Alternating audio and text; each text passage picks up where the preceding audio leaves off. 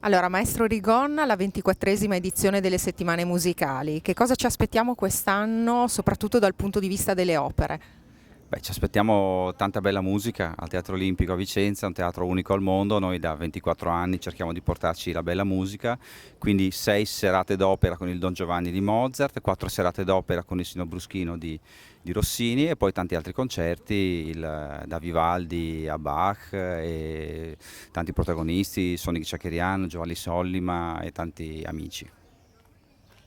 È uno spazio sempre per i giovani, giusto?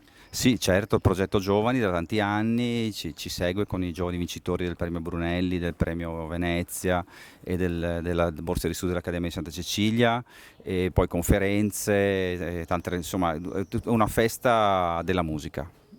È una festa per Vicenza. Sì, sicuramente, certo. Vicenza ha il suo teatro, è un teatro che richiede un'eccellenza assoluta e noi da 24 anni qui cerchiamo di produrre delle cose, cioè di non portare in distribuzione cose già viste, ma di assolutamente produrre cose nuove. Abbiamo il progetto Mozart con la trilogia delle opere sui testi di Da Ponte, c'è quest'anno Don Giovanni, l'anno scorso Così fan tutte, il prossimo anno Nozze di Figaro, un ciclo di 5 opere di Rossini, le 5 farse, con la regia di Beppi Morassi e la collaborazione della Fenice, e tanti bravissimi cantanti, Giovanni Furlanetto, Lorenzo Regazzo, un cantante famosissimo che però da noi farà il regista di queste opere mozartiane, e appunto crediamo nella musica e crediamo nella gioia che questa può comunicare al pubblico.